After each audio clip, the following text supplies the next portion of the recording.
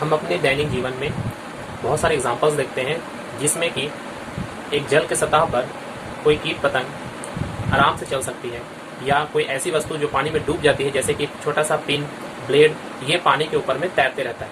ये कैसे संभव है? हमने आर्किमिडीज का सिद्धांत पढ़ा, मगर यहाँ पर आर्किमिडीज का सिद्धांत ये लागू यहाँ नहीं हो रहा है। तो यहाँ पर किस घटना के कारण या किस गुण के कारण वो पानी में डूबती नहीं, जैसे कि कोई ब्लेड या कोई पिन, तो हम लोग उसके जो पढ़ेंगे वो है पृष्ठ तनाव के कारण। क्या है पृष्ठ तनाव? तरल पदार्थ, ये तरल पदार्थों के लिए जैसे कि पानी, अल्कोहल या इस तरह के जितने भी द्रव पदार्थ हैं उनके लिए ये कार्य करता है। तरल पदार्थ का वह गुण है जिसके कारण तरल अपने पृष्ठ का क्षेत्रफल न्यूनतम करना चाहता है। अपना क्षेत्रफल को वो सिकुड़ना, एक तरह से वो कह सकते हैं कि ये द्रव जो है अपना सतह को सिकुड़ना चाहता है।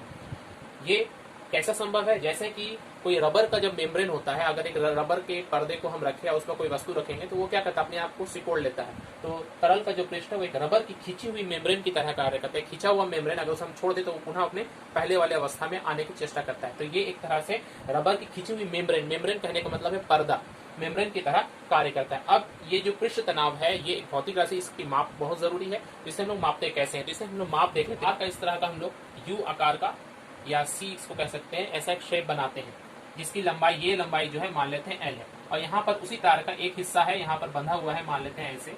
ये इस पर मूव कर सकता है, राइट या लेफ्ट मूव कर सकता है।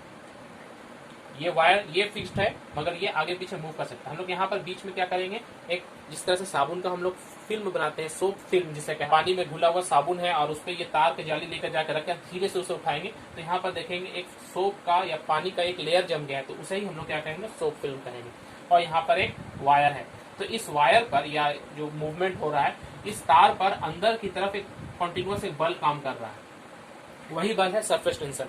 अगर हम इसको दूर कर लें, इस वायर को अपने हाथों से अगर दूर करना चाहें तो ये क्या होगा, ये इधर एक खिंचाव बल महसूस करेगा। तो हमें इस सरफेस टेंशन के बराबर एक बल लगाना पड़ेगा इसको दूर करने के लिए। तो मान लेते हैं हम लोग यहाँ पर एफ बल लगा रहे हैं। ये एफ क्या है, ये एफ जो है ये सरफेस टेंशन के बराबर होगा। जितना सरफेस टेंशन है उससे जस्ट बराबर अगर हम बल लगाते हैं तभी हम इस तार को उधर लेके जा सकते हैं, नहीं तो ये जाएगा नहीं, क्योंकि सरफेस टेंशन इसको हमेशा अपनी तरफ खींचे रखना चाह रहा है।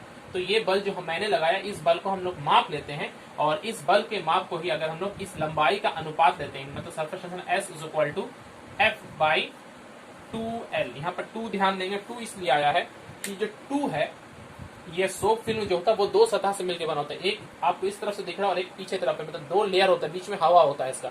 दोनों लेयर है तो 2 बार लंबाई है यहाँ पर। ये लंबाई एक इस तरफ राइट के लिए और एक तरफ लेफ्ट के लिए, इसलिए 2L से हम लोग डिवाइड करेंगे तो देखेंगे यहाँ पर जो आएगा फोर्स बटा लंबाई, यही है सरफेस टेंशन। तो पृष्ठ तनाव है किसी तरल के पृष्ठ पर अगर हम एक काल्पनिक रेखा खींचे, उस रेखा के इकाई लंबाई पर जितना बल कार्य करता है उसे ही हम लोग सरफेस टेंशन कहते हैं। तो ये फॉर्मूला आप लोग याद रखिएगा, S इक्वल टू F/2। यहाँ से इसकी हम लोग यूनिट निकाल सकते हैं। यूनिट निकालने के लिए 2 का हमें जरूरत नहीं पड़ेगा, हम लोग सरफेस टेंशन की यूनिट निकालेंगे।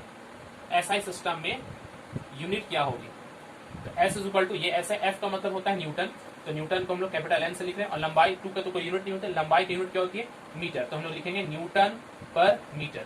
तो SI सिस्टम में पृष्ठ तनाव की इकाई जो है वो न्यूटन पर मीटर, और CGS में अगर पूछेगा तो डाइन पर सेंटीमीटर। ये 2 इकाई आप लोग याद कर लें, न्यूटन पर मीटर और डाइन पर मीटर। इसके अलावा इसकी एक और इकाई है, अगर हम कार्य के रूप में देखें तो हम जानते हैं फोर्स के बराबर में force into length is equal to कार्य। कार्य क्या होता है, जब बल को विस्थापन से गुना करते हैं तो हमें कार्य मिलता है। कार्य बराबर बल गुना विस्थापन। तो यहाँ पर अगर हम F इक्वल टू निकालें तो क्या होगा, W/L। तो S के फॉर्मूला में अगर बैठाएंगे तो S इक्वल टू W/2, पहले से लिखा हुआ 2L, और F के जगह में W/L लिखेंगे तो यहाँ पर भी एक L आएगा, कैपिटल में लिख रहे हैं, तो W equal to 2 into L square, और L स्क्वायर का मतलब क्या होता है, एरिया, 2 इंटू एरिया स्क्वायर।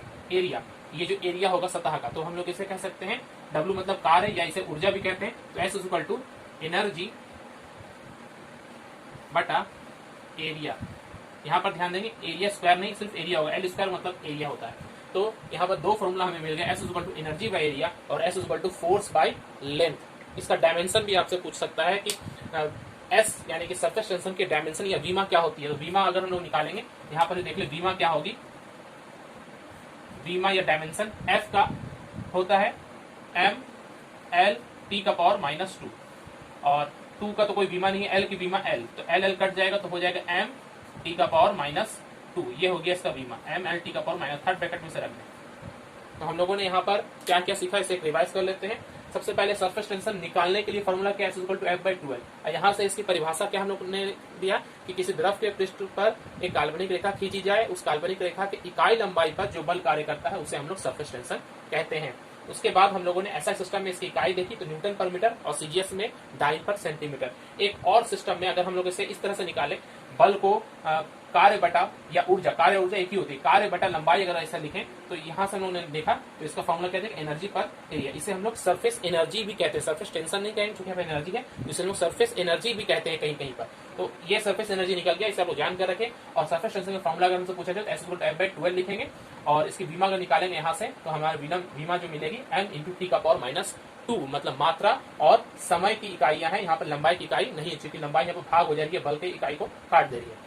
पृष्ठ तनाव का कारण को समझ ले। पृष्ठ तनाव के कारण अगर समझना है तो हम कल्पना करते हैं कि एक बर्तन में जल रखा हुआ है। सिंपल एग्जांपल तो हम लोग जल से समझते हैं। उस जल में हर जगह पर कोई न कोई अणु है, और हर अणु में किसी न किसी वक्त, हर वक्त कहीं न कहीं से बल कार्य कर रहा है। अगर किसी भी स्थान बीच में कहीं पर भी या नीचे यहाँ पर कहीं भी हम देखें तो हम क्या देखते हैं कि एक अणु पर चारों दिशाओं में बल कार्य करता है। याद रखेंगे कि जल के जो अणु है वो आपस में एक दूसरे को आकर्षित करते हैं। तो इस तरह के बल को हम लोग क्या कहते हैं, हम लोग इसे कहते हैं सहसंजक बल। सहसंजक बल इंग्लिश में कहेंगे तो कोहेशन फोर्स।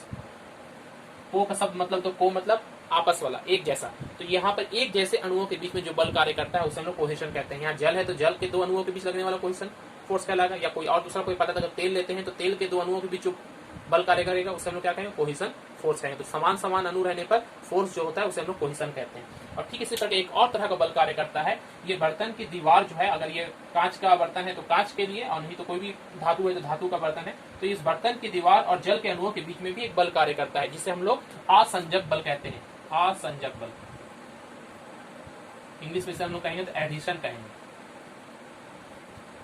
तो एडिशन बल क्या हुआ, जब दो अलग अलग तरह के पदार्थ के जो अणु होते हैं, जैसे यहाँ पर जल और धातु, तो दो अलग अलग अणुओं के बीच में जो बल लगता है उसे हम लोग असंजक या एडिशन फोर्स कहते हैं।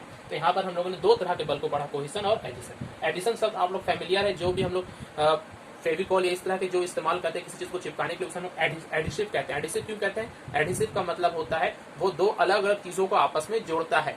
तो इस तरह से उसे हम लोग एडिसिव फोर्स कहेंगे। और एडिशन यहाँ पर क्या हो गया, इस बर्तन और जल के अणुओं के बीच में जो फोर्स लग रहा है उसे हम लोग एडिशन फोर्स कह रहे हैं। तो यहाँ पर देखेंगे, यहाँ पर सिर्फ हम लोग कोहेशन सहसंजक बल से समझते हैं। जल के जो अणु यहाँ पर सब कोहेशन फोर्स जो सब में लग रहा है, सब चारों दिशाओं में लग रहा है, तो इस पर नेट फोर्स जो होगा वो जीरो हो जाएगा। मतलब ये ना ही ऊपर की तरफ जाना चाहेगा ना ही नीचे की तरफ जाना चाहेगा। मतलब लेकिन जो सतह पे एकदम ऊपरी सतह पर है तो उस पर सिर्फ नीचे की तरफ देखिए बल कार्य कर रहा है, ऊपर की तरफ तो कोई बल कार्य नहीं कर रहा है, क्योंकि ऊपर में कोई अणु नहीं है, सिर्फ हवा है। तो नीचे की तरफ सिर्फ यहाँ पर बल कार्य कर रहा है, तो ये अणु जो वो नीचे की तरफ आना चाहेंगे। लेकिन ये जो सरफेस टेंशन है, पृष्ठ तनाव है, ये क्या करता है, इस अणुओं को ऊपर की तरफ धकेलता है। तो यही वह गुण है जिस गुण के कारण ये अपने सतह को बनाए रखना चाहता है। नहीं तो ये सारा का सारा सतह तो नीचे की तरफ गिर जाएगा। तो ये सतह जो बना हुआ है ये किसकी वजह से बना हुआ है, पृष्ठ तनाव की वजह से बना हुआ है। तो पृष्ठ तनाव क्या करता है, पृष्ठ तनाव इस सतह को, इस अणुओं को ऊपर की तरफ धक्का देकर रखता है, जिसकी वजह से पृष्ठ तनाव इस